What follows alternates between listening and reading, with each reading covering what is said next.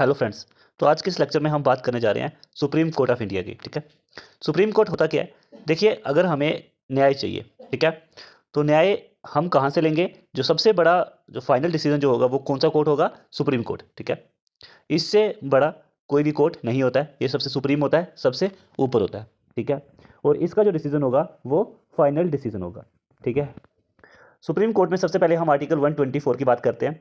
Article 124 क्या कहता है कि एक एस्टेब्लिश्ड होना चाहिए सुप्रीम कोर्ट भारत में। ठीक है, और आर्टिकल 124 ये कहता है कि कितने जजेस होंगे सुप्रीम कोर्ट में और उसको किस तरह से चलाया जाएगा। ठीक है, और उसके साथ साथ जो सुप्रीम कोर्ट है इंडिया का वो एस्टेब्लिश हुआ था 28 जनवरी 1950 को।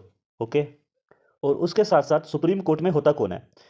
चीफ जस्टिस ऑफ इंडिया और अदर जजेस जो होते हैं वो चलाते हैं सुप्रीम कोर्ट को। तो अब हम बात करते हैं आर्टिकल 124(2) की। ठीक है, आर्टिकल 124(2) ये कहता है कि सुप्रीम कोर्ट के जजेस होंगे, अगर उन्होंने रिजाइन देना है तो वो देंगे प्रेसिडेंट को। ठीक है, तो एग्जाम में इस तरह के क्वेश्चन पूछते हैं तो हम मैक्सिमम क्या करेंगे बच्चे? वो ऑप्शन जो है वो कौन सा चूज करेंगे? Chief justice of India. ठीक है, लेकिन जो रिजाइन जो है वो प्रेसिडेंट को ही दे सकते हैं। ठीक है, ये कहता है आर्टिकल 124(2). नेक्स्ट है आर्टिकल 124(3). तो आर्टिकल 124(3) जो है ये क्वालिफिकेशन के बारे में बताता है सुप्रीम कोर्ट की। जो भी जजेस होते हैं उनकी क्वालिफिकेशन क्या होनी चाहिए, ठीक है, इसके बारे में बताता है हमारा आर्टिकल 124(3). सबसे पहला, सिटीजन ऑफ इंडिया। ठीक है, सबसे पहले वो क्या होना चाहिए? भारत का सिटीजन होना चाहिए।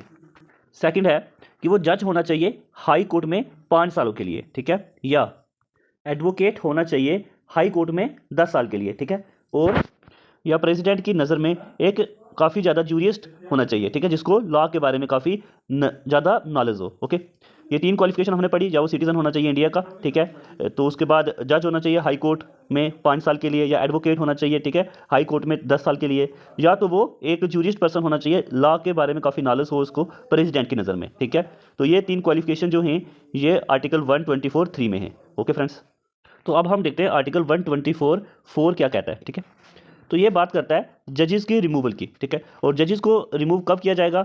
या तो वो प्रूव होगा मिसबिहेवियर, ठीक है, अगर उसने कोई मिसबिहेव किया होगा तब वो रिमूव हो सकता है, या तो इनकैपेसिटी, ठीक है, या वो काबिल नहीं होगा काम संभालने के, तब भी उसको रिमूव कर दिया जाएगा। ठीक है, और उसको रिमूव कैसे किया जाएगा? सबसे पहले एक ऑर्डर निकाला जाएगा।